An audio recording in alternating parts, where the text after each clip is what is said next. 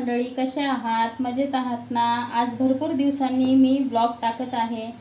आज आहे आषाढाची पूजा आमच्या घरी, तर मग त्याची आमची सकाळपासून थोडीशी धावपळ चालू आहे।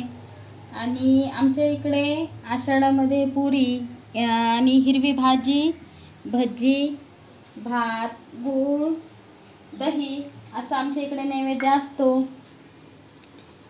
आणि मी ना सकाळी उम्रपूजन पण करून घेतलेलं आहे, हळदी लेपन वगैरे। तर मग मी तुम्हाला दाखवते, चला।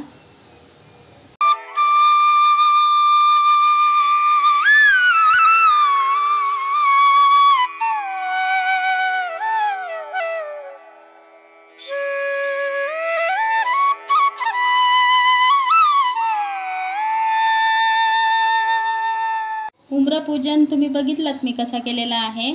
आणि माझी इथे देवापुरती भजी तळून घेतलेली आहे, मग जेवताना आम्ही गरम गरम बनवून घेऊ।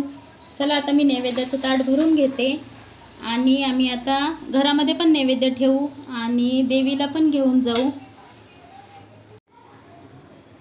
आता हे बघा, मी मस्त देवाला नैवेद्य भरत आहे।